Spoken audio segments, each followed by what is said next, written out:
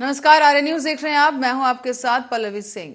खबरों की ओर रुख करेंगे। सोनभद्र से खबर सामने आ रही है, जहां पर रावट संगज कोतवाली क्षेत्र के ब्रह्मनगर में आयोजित एक शादी समारोह की खुशियां उस वक्त मातम में बदल गईं जब हर्ष फायरिंग के दौरान गोली लगने से एक व्यक्ति की मौत हो गई। तो इस घटना के बाद कुछ लोग मृतक व्यक्ति को लेकर जिला अस्पताल भी पहुंचे, लेकिन यहां पहुंचते ही डॉक्टरों ने उसे मृत घोषित कर दिया है। मौत की पुष्टि होते ही शव लेकर अस्पताल पहुंचे लोग भी वहां से फरार हो गए और मृत जवान की लाइसेंसी पिस्टल भी गायब हो गई है। इसके बाद देर रात तक पुलिस के अधिकारी मौके पर पहुंचकर जांच पड़ताल में जुटे रहे। सर, अब ये शादी में गए थे, रावसन में रहते थे रूम लेकर के। अब छुट्टी पर आर्मी में थे, छुट्टी पर घर आए थे। अब कौन मारा, कैसे मारा शादी में, अभी तो पुलिस जांच करेगी तब बता सकती है। तो ये कहाँ शादी में आए थे? ये शादी में हम लोग को तो पुलिस वाले ही बता रहे हैं कि शादी में ब्रह्मनगर में है, आशीर्वाद वाटिका है, उसी शादी में गए थे। इनका कोई दोस्त है, मनीष मदेशिया करके है, उसी की शादी में गए थे। तो आप लोग को क्या लगता है? अब सर ऐसे अज्ञात में हम लोग क्या बता सकते हैं, पुलिस जांच करे तभी। और आगरा के सिकंदरा स्मारक में खुलेआम जंगली सियार घूम रहे हैं। हिरण और जंगली सियार के बीच चंद कदमों की दूरी ही नजर आ रही है। तो वहीं वीडियो में एक हिरण के पास कई सियार नजर आए। दरअसल आपको बता दें, हाल ही में एक वीडियो वायरल हुआ है और इस वीडियो में खुलेआम सियार घूमते हुए देखा गया। खुलेआम घूमने वाले सियार के कारण अब पर्यटकों में भी भय का माहौल है। दरअसल एक पर्यटक ने ही सियार की वीडियो बनाई है। इसके बाद यही सवाल उठ रहा है कि आखिरकार एएसआई द्वारा पर्यटक और हिरणों की सुरक्षा के लिए कोई ठोस कदम क्यों नहीं उठाए जा रहे।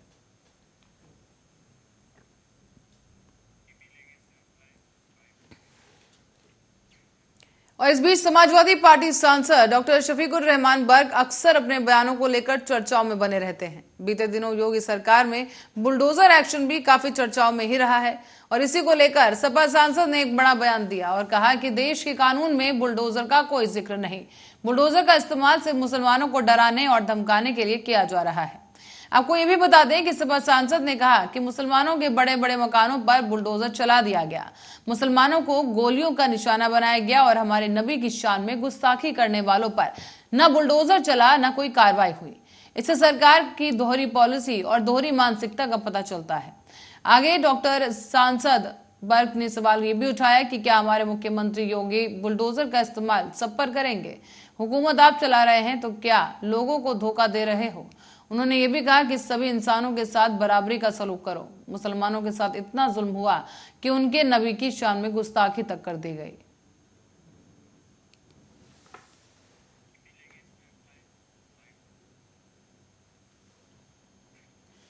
और यूपी के सीएम योगी आदित्यनाथ ने झारखंड की पूर्व राज्यपाल द्रौपदी मुर्मू को राष्ट्रपति चुनाव में बीजेपी नीति द्वारा राष्ट्रीय जनतांत्रिक गठबंधन का प्रत्याशी बनाए जाने पर हार्दिक बधाई दी गई। तो मुख्यमंत्री ने ट्वीट में कहा है कि झारखंड की पूर्व राज्यपाल द्रौपदी मुर्मू जी को राष्ट्रपति पद हेतु राजद का प्रत्याशी बनाए जाने पर हार्दिक बधाई।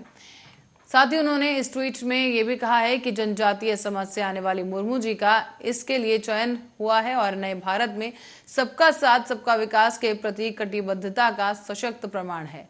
पीएम मोदी ने कहा कि वो महान राष्ट्रपति साबित होंगी और इसके अलावा प्रधानमंत्री नरेंद्र मोदी ने आगामी राष्ट्रपति चुनाव में एनडीए की उम्मीदवारी को उसी रूप से झारखंड की पूर्व राज्यपाल द्रौपदी मुर्मू के नाम की घोषणा की और इस घोषणा के बाद उन्हें समृद्ध प्रशासनिक अनुभव है और राज्यपाल के रूप में भी उनका कार्यकाल काफी उत्कृष्ट रहा। बताया जा रहा है कि पीएम मोदी ने उम्मीद जताई है कि वो देश की एक महान राष्ट्रपति साबित होंगे। कहा यह भी गया कि लाखों लोग जिन्होंने गरीबी का अनुभव किया है और जीवन में कठिनाइयों का सामना किया है, वो द्रौपदी मुर्मू के जीवन से शक्ति प्राप्त कर सकते हैं। नीतिगत मुद्दों पर उनकी समझ और उनकी दयालु प्रवृत्ति से देश का बहुत फायदा होगा।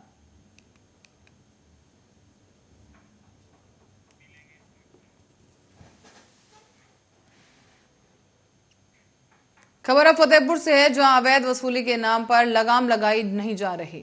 यहां पर आए दिन घूसखोरी की घटनाएं बढ़ रही हैं और ये घटनाएं सामने भी अब आने लगी हैं। ताजा ही मामला लकड़ी से लदे ट्रैक्टर से रुपए लेते हुए एक सिपाही से जुड़ा है, जिसका वीडियो सोशल मीडिया पर वायरल हो गया है। लेकिन अफसोस इस बात का है कि खुलासा होने के बावजूद आए दिन इसी तरह घूसखोरी के सिलसिले बरकरार है।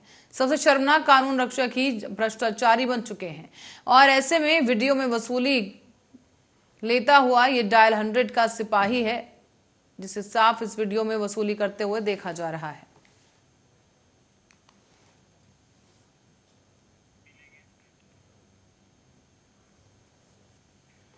तो ये आपको बताते चले कि उत्तर प्रदेश सरकार ने सुप्रीम कोर्ट को बताया है कि राज्य में चल रही बुलडोजर कार्रवाई को दंगों से संबंधित नहीं कहा जा सकता। राज्य सरकार ने जमीयत उलेमाए हिंद पर मामला को गलत तरीके से रंग देने का आरोप लगाया और सरकार की तरफ से कोर्ट में दाखिल जवाब में ये कहा गया है कि जिन संपत्तियों पर कार्रवाई हुई उन्हें तोड़ने का आदेश कई महीने पहले ही जारी हो चुका था। लोगों को अपना निर्माण खुद हटाने के लिए पर्याप्त समय भी दिया गया और जहां राज्य के गृह विभाग के विशेष सचिव राकेश कुमार मालपानी की तरफ से दाखिल किए गए हलफनामा में सिलसिलेवार तरीके से बताया गया है कि जिन संपत्तियों का उल्लेख जमीयत उलेमाए हिंद अपनी याचिका में कर रहा है उन्हें हटाने की कार्रवाई लंबे समय से कानपुर और प्रयागराज प्राधिकरण कर रहा था। हलफनामे के मुताबिक कानपुर के बेना झाबर इलाके में इश्तियाक अहमद को 17 अगस्त 2020 को पहली बार अवैध निर्माण के लिए नोटिस जारी हुआ। लंबी प्रशासनिक प्रक्रिया के बाद मकान को सील किया गया, लेकिन उस सील को इश्तियाक की तरफ से तोड़ दिया गया। सभी कानूनी प्रावधानों का पालन करने के बाद 19 अप्रैल 2022 को प्राधिकरण ने उस निर्माण को ढहाने का आदेश जारी किया है। अवैध निर्माण करने वालों को उसे खुद हटा लेने के लिए 15 दिन का समय भी दिया गया। आखिरकार 11 जून को प्राधिकरण ने निर्माण को गिरा दिया।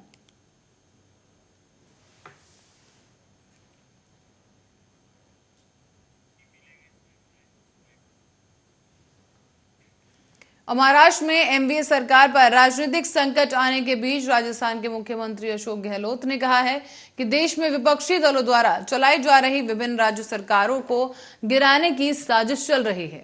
उन्होंने राजस्थान में 2020 की अवधि को याद किया है और कहा कि जब कांग्रेस विधायक बागी हो गए थे और कहा कि बड़ी मात्रा में धन वितरित किया गया था, लेकिन पार्टी के विधायक वफादार बने रहे। उन्होंने ये भी कहा कि मुझे ये कहते हुए गर्व हो रहा है कि राजस्थान के विधायक 34 दिन में मेरे साथ रहे।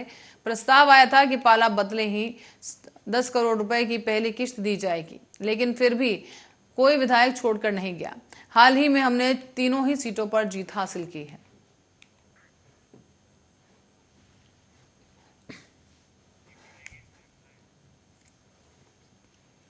और इस बीच देश की पहली भारत गौरव टूरिस्ट स्पेशल ट्रेन की शुरुआत 21 जून से हो चुकी है और रामायण सर्किट से जुड़ी ये पहली ऐसी ट्रेन है जो कि देश के बॉर्डर को क्रॉस करते हुए विदेश यानी नेपाल पहुंचेगी। ये ट्रेन पर्यटन मंत्रालय की स्वदेश दर्शन योजना के तहत रामायण सर्किट से होते हुए चलाई जाएगी और भारत गौरव टूरिस्ट ट्रेन भारत और नेपाल के उन ऐतिहासिक हिस्सों से होकर गुजरेगी जहां प्रभु श्री राम के चरण पड़े और उनके जीवन के अहम पड़ाव रहे। तो वहीं इस ट्रेन में 14 कोच होंगे जिसका संचालन IRCTC कर रहा है और ये भारत गौरव स्पेशल ट्रेन आज अयोध्या धाम रेलवे स्टेशन पहुंची, जहां पर पहुंचते ही उसमें सवार यात्रियों का भव्य स्वागत किया गया।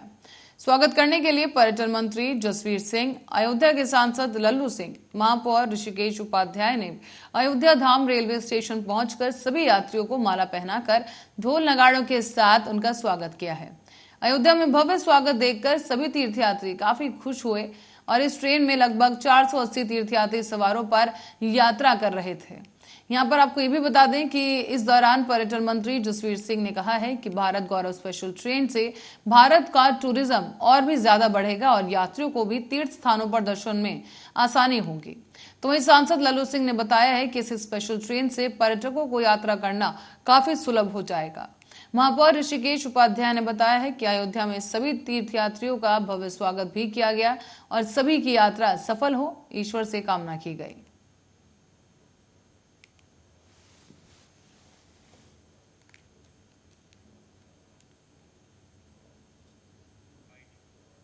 अनुभव बहुत बढ़िया रहा और हमें इस ट्रेन से आने में बहुत ज़्यादा सुविधा मिली।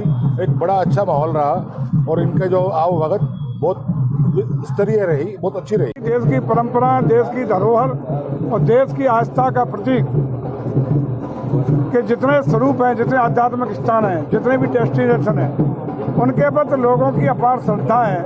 उसके लिए समुचित व्यवस्थाएं, उनके भ्रमण के लिए समुचित चाक चौबंद व्यवस्था करने का काम हमारे भारत की सरकार, प्रदेश सरकार कर रही है। उसी तारतम्य में भारत गौरव यात्रा का जो एक उपक्रम आज अयोध्या में पहुंचा है, आज हम माननीय सांसद जी के साथ, माननीय मेयर जी के साथ और उत्तर प्रदेश सरकार की ओर से मैं खुद पर्यटन के मंत्री के रूप में यहाँ उपस्थित हूँ। और मैं समझता हूँ कि ये बड़ा सौभाग्य है हमारे देश का, प्रदेश का, कि जिससे हमारी जो गौरव है भारत का, जो हमारी परंपरा मानता है, उनको सुसंस्कृत करने के लिए, उनको सुरक्षित करने के लिए, संवर्धित करने का। मध्य प्रदेश के नवीन स्टेशन के उद्घाटन के अवसर पर यह घोषणा किया था कि भारत गौरव यात्रा के नाम से एक ट्रेन चलाई जाएगी और प्रभु श्री राम से जितने महत्वपूर्ण स्थल सब पर वह ट्रेन ले जाएगी पर्यटकों को और वहाँ पर स्थल का दर्शन कराएगी, यहाँ की संस्कृति, यहाँ के जो अध्यात्म को अपनी आंखों से देख सके। आज वही ट्रेन अयोध्या आई है। माननीय पर्यटन मंत्री उत्तर प्रदेश, सांसद के नाते हम और अयोध्या नगर निगम के महापौर सब ने मिलकर के यहाँ पर सभी पर्यटकों का स्वागत किया है। और इस बीच लखनऊ में बनने जा रहे डॉग पार्क को लेकर पूर्व सीएम और समाजवादी पार्टी अध्यक्ष अखिलेश यादव ने राज्य सरकार पर तंज कस दिया है। उन्होंने यूपी सरकार से पूछा कि इस पार्क के लिए बजट आखिर कहां से आया। उन्होंने ये भी कहा कि पूछ डाला है कि पार्क केवल कार, जीप से उतरकर आने वाले कुत्तों के लिए होगा या फिर और भी कुत्ते यहां पर प्रवेश कर सकेंगे। आपको बता दें कि उत्तर प्रदेश सरकार लखनऊ में डॉग पार्क बनवाएगी और इसके लिए 20 जून को टेंडर का नोटिस जारी किया गया। अब इसी टेंडर नोटिस को फोटो शेयर कर अखिलेश यादव ने राज्य सरकार पर तीखा हमला बोला। उन्होंने मंगलवार को ये ट्वीट किया और कहा कि अब गुल्लू के लिए पार्क बनवाने का बजट कहां से आ गया है। उस पार्क तक पहुंचने के लिए लखनऊ के अलग अलग इलाकों से अब गुल्लू बस सेवा भी शुरू करने की कृपा करें।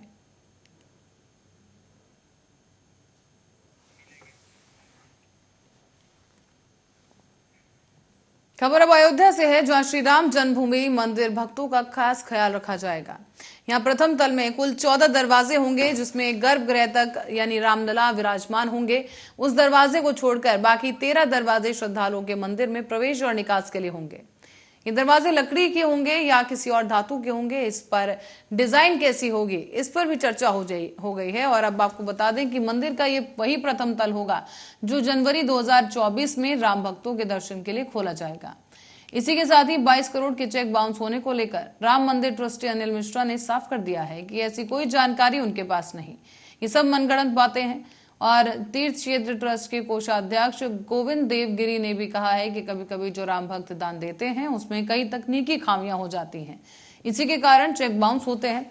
हालांकि अयोध्या के श्री राम जन्मभूमि मंदिर निर्माण के लिए चरणबद्ध योजना बनाई गई है। प्लेट का कार्य लगभग पूरा हो चुका है और राम मंदिर के लिए तराशी गई शिलाओं को तांबे की पत्तियों से जोड़ा जा रहा है।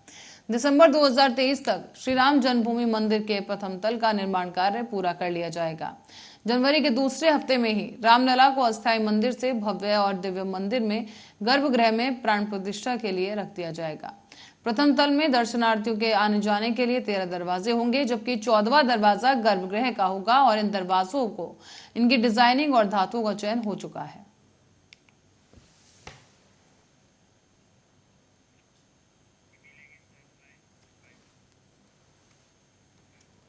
तो वहीं सेना भर्ती की अग्निपथ योजना को लेकर बिहार में प्रदर्शन थम गया है, लेकिन पिछले कुछ दिनों से पूरे राज्य में शांति कायम है। और अब इस बीच बिहार के विपक्षी दलों का एक महागठबंधन बुधवार को अग्निपथ योजना के विरोध में राजभवन में मार्च करने वाला है।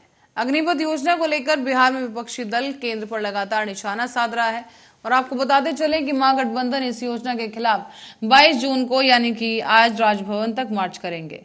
इस बीच आरजेडी नेता तेजस्वी यादव ने नेतृत्व किया और उन्हीं के नेतृत्व में महागठबंधन के सभी विधायक बिहार विधानसभा से लेकर राजभवन तक पैदल मार्च करेंगे।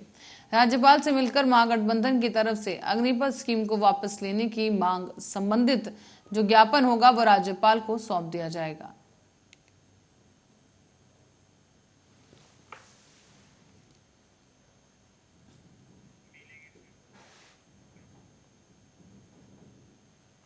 और रायबरेली में मॉर्निंग वॉक पर निकली एक ही परिवार की 2 महिलाओं को ट्रक ने रौंद दिया है। दोनों रिश्ते में सास और बहू बताई गई हैं और ट्रक की टक्कर से बहू की मौके पर ही मौत हो गई, जबकि सास ने अस्पताल पहुंचने के दौरान दम तोड़ दिया। ये पूरा मामला महाराजगंज थाना इलाके का है और महाराजगंज थाना हैदरागढ़ रोड पर कुशड़ी गांव की रहने वाली ये दोनों महिलाएं बताई जा रही हैं। आपको बता दें कि इनका मॉर्निंग वॉक के लिए दोनों महिलाएं निकली थीं और इसी दौरान तेज रफ्तार ट्रक ने दोनों को टक्कर मार दी।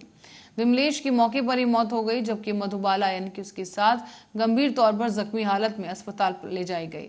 यहां पर चिकित्सकों ने महिला को मृत घोषित कर दिया है। साथ ही इस दौरान ट्रक चालक वाहन समेत मौके से फरार हो गया। फिलहाल पुलिस इस मामले की छानबीन में जुटी है।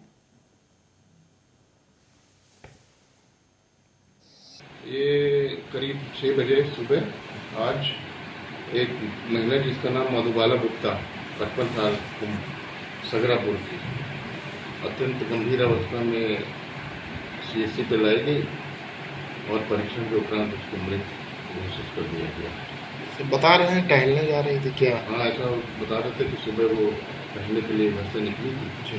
किसी अज्ञात वाहन ने सुबह 4:30 बजे मेरी भाभी और एक बहू लगती है, मेरे परिवार की हैं दोनों लोग, रोज टहलने जाती थी। आज भी टहलने के लिए दोनों लोग निकली यहाँ से और सागरपुर चौराहे से पेट्रोल टंकी थोड़ा पहले ही जा रही थी। पीछे से कोई ट्रक या बड़ा वाहन आया जिसने इनको जोरदार टक्कर मार दी। तो जो विमलेश पांडे मेरी बहू थी, उनकी तो मौके पे ही डेथ हो गई क्योंकि उनके सर पे गाड़ी चढ़ गई थी। और जो भाभी जी थी उनको चोट गंभीर आ गई थी सर में, जिनको हम लोग यहाँ से जैसे ही पता मिला कि वहाँ कोई डेड बॉडी पड़ी है, दौड़ के गए तो पता लगा घर की ही औरतें। लेके जल्दी पहुँचे महाराजगंज सीएचसी, जहाँ पे डॉक्टर भावेश जी से मिले। उन्होंने आके देखा उनको और बताया कि भैया अब ये खत्म हो चुकी है, नहीं है।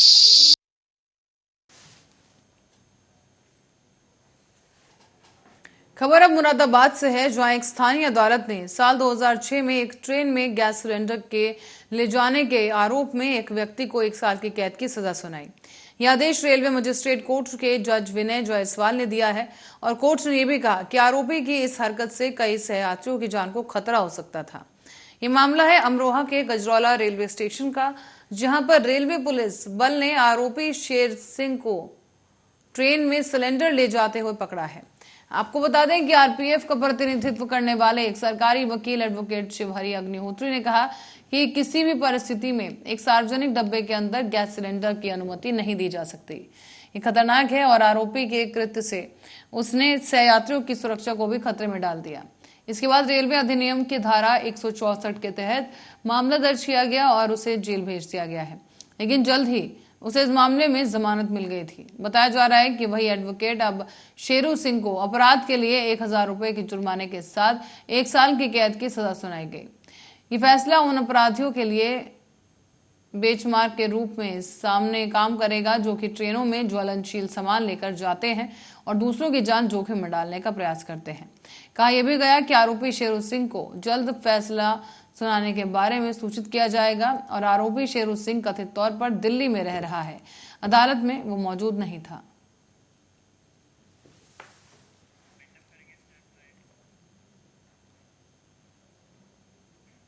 ऐसी खबर के साथ ही बुलेटिन में फिलहाल के लिए इतना ही। आप बने रहे हमारे साथ, देखते रहे आर्या न्यूज।